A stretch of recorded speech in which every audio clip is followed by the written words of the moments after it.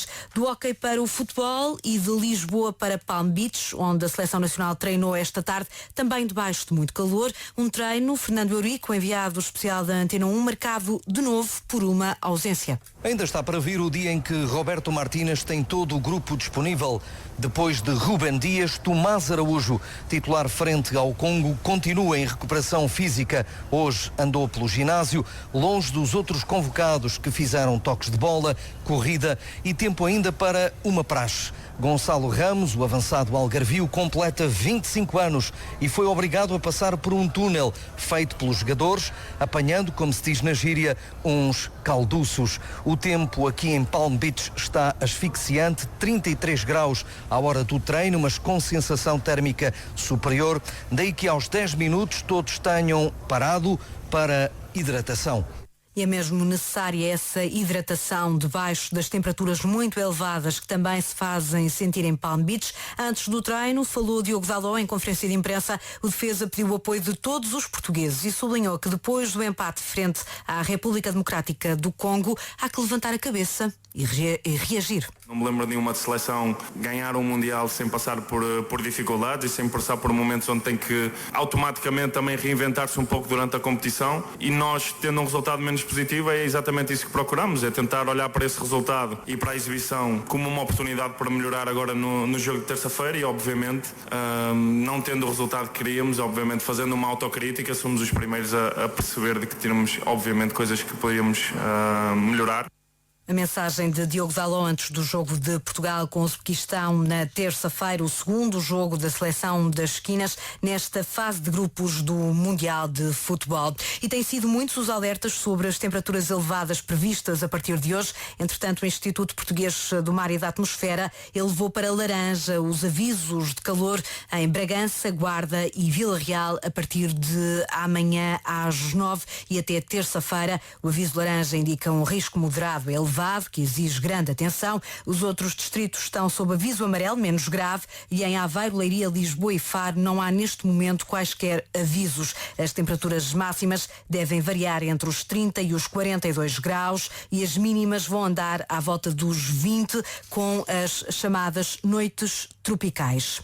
É mais uma farpa lançada na direção do PS e do Chega. Depois de Luís Montenegro, agora é a vez da Ministra do Trabalho dizer que os dois partidos não são assim tão diferentes.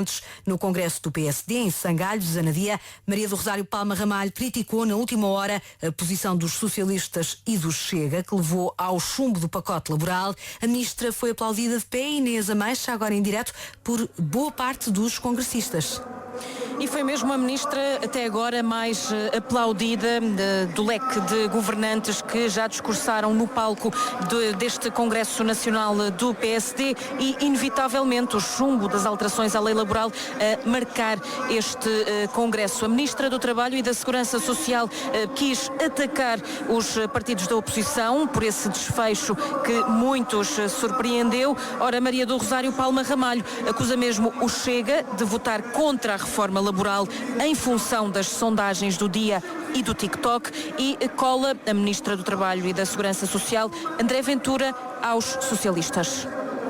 Não posso deixar de deixar aqui uma palavra que é inevitável depois do chumbo da reforma laboral no Parlamento, fruto de mais uma coligação entre os partidos da oposição que, apesar de se sentarem em lados opostos do hemiciclo, talvez não sejam tão diferentes assim.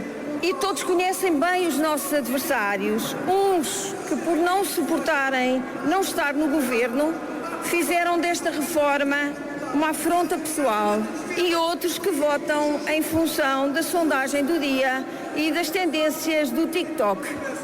A Ministra do Trabalho insiste que o chumbo desta proposta é uma oportunidade perdida para o país e quis também agradecer ao Primeiro-Ministro por todo este processo, dando a entender que o Governo não vai desistir de fazer alterações ao Código do Trabalho.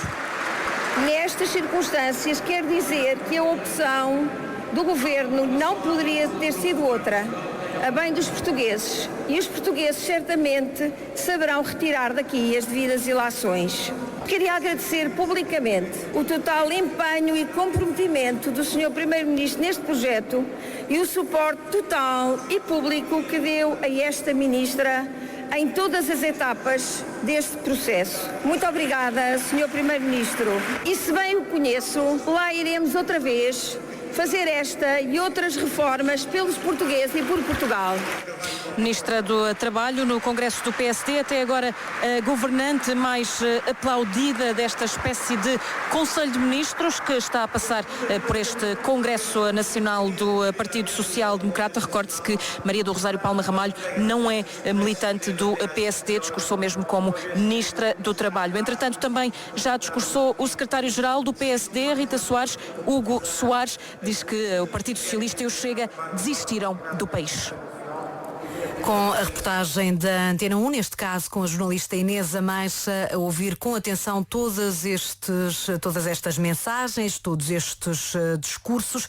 Há, por assim dizer, uma espécie de desfile de ministros neste Congresso do PSD que decorre até amanhã em Anadia. Na abertura dos trabalhos, o Presidente Social Democrata, que é também Primeiro-Ministro, acusou as oposições de falta de coragem e de destratar a mudança, um dia depois de o Parlamento ter chumbado as alterações à lei laboral. Foi uma das notícias que marcou a semana, a da sentença do polícia que matou Odair Muniz na Cova da Moura. O agente da PSP foi condenado a uma pena suspensa de 3 anos e 6 meses e ao pagamento de uma indenização de 90 mil euros. Uma sentença que levou o movimento Vida Justa a convocar para esta tarde uma manifestação em Lisboa. Sem justiça não há paz, é o lema do protesto, com início marcado precisamente para esta hora no Largo de São Domingos, onde está o repórter Guilherme de Sousa. Guilherme, este é também um protesto contra o racismo, assim diz o Vida Justa. São muitas as pessoas que se juntaram aí esta tarde?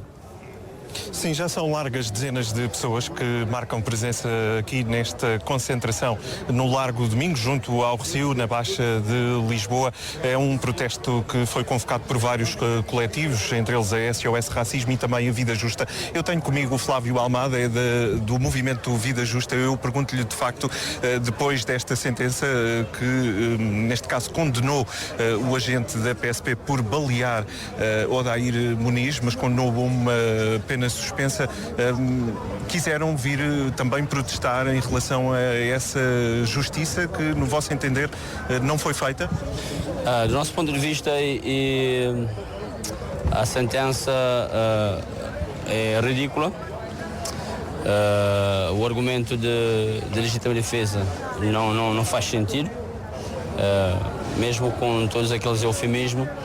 E representa mais uma continuidade daquilo que tem estado a acontecer ao longo de décadas, né? De vários jovens, entre eles o Elson Sanches, que foi morto com 14 anos de idade, o Bruno Seidi, o Ângelo Semedo, e agora o nosso irmão Odair, em que sempre quando essas pessoas são executadas, cria-se ao redor das vítimas uma atmosfera de criminalização da vítima, então as vítimas acabam por serem colocadas nos bancos de réus. E eu li o acórdão e toda aquela descrição nauseabunda sobre o bairro hostil, o Odair ser robusto, ágil, não é muito diferente da comparação que fizeram o Elson Sanches em anos anteriores, que foi morto também por um agente com uma bala a 15 centímetros de distância, em que dizia que ele corria que nem uma gazela e que foi